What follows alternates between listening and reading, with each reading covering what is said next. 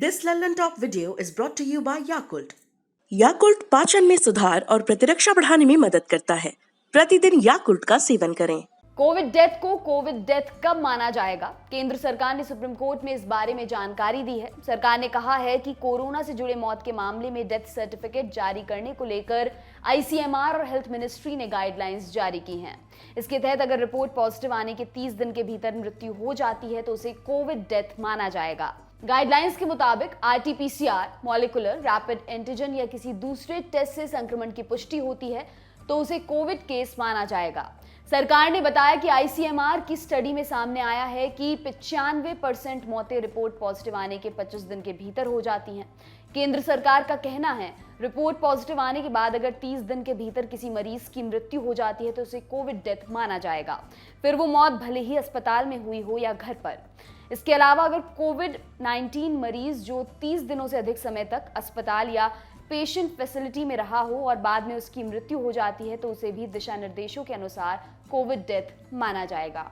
Guidelines के मुताबिक कोविड-19 के ऐसे मामले जो हल नहीं हो पाए और मरीज की अस्पताल में या घर पर मृत्यु हो जाती है तो registration of birth and death act 1969 की धारा 10 के तहत जो फॉर्म 4 और 4A जारी किया जाएगा उसमें मौत का कारण कोविड-19 डेथ लिखा होगा। केंद्र के दिशा निर्देशों के अनुसार अगर कोरोना मरीज की मौत जहर, आत्महत्या, हत्या, दुर्घटना से होती है तो इन मौतों को कोविड-19 से हुई मौत नहीं माना जाएगा। अगर मृतक के परिजन डेथ सर्टिफिकेट पर लिखे मौत के कारण से संतुष्ट नहीं होते हैं तो ऐसे मामलों में जिला स्तर पर एक कमेटी बनाई जाएगी। इस कमेटी में additional district collector, CMO, medical college के प्रिंसिपल या मेडिसिन विभाग के हेड और सब्जेक्ट एक्सपर्ट होंगे जो कोविड-19 डेथ का आधिकारिक दस्तावेज जारी करेंगे।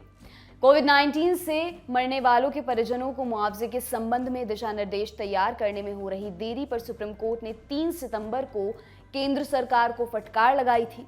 जस्टिस एमआर शाह और जस्टिस अनिरुद्ध बोस की पीठ ने लापरवाही पर कहा था कि हमने बहुत समय पहले आदेश पारित किया था, हम पहले ही एक बार समय बढ़ा चुके हैं। आपके दिशा निर्देश तैयार होने तक तो कोविड की तीसरी लहर खत्म हो जाएगी। इससे पहले 16 अगस्त को सुप्रीम कोर्ट ने कोविड से होने वाली मौतों पर परिजनों को मुआवजे के संबंध में दिशा निर्देश तैयार करने के लिए सरकार को वक्त दिया था। 3 सितंबर को सुनवाई के दौरान भारत के सॉलिसिटर जनरल तुषार मेहता ने 1 सप्ताह का अतिरिक्त समय मांगा। इस पर कोर्ट ने नाराजगी जताई।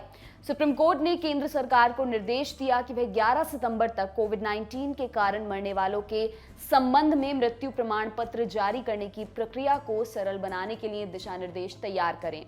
कोर्ट के 30 जून के आदेश में दिए गए निर्देशों का अनुपालन करें। अपने 30 जून के आदेश में सुप्रीम कोर्ट ने कहा था कि सरकार को कोविड-19 की मौत के लिए मुआवजे का भुगतान करने की आवश्यकता है क्योंकि कोविड-19 को 2005 के अधिनियम के तहत एक आपदा घोषित किया गया था। कोर्ट ने यह भी कहा था कि मृत्यु प्रमाण पत्र जारी करने की प्रक्रिया को सरल बनाया जाना चाहिए। पीठ ने यह साफ कर दिया था कि कोविड से मृत्यु के मामले में जारी किए गए मृत्यु प्रमाण पत्र में कोविड के रूप में मृत्यु का कारण स्पष्ट रूप से होना चाहिए।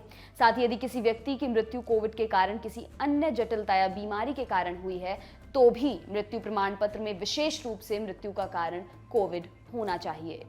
आपके लिए तमाम जानकारी लाए हैं हमारे साथी डेविड। मेरा नाम है दिव्यांशी। देखते रहिए दी लंदन टॉप। शुक्रिया।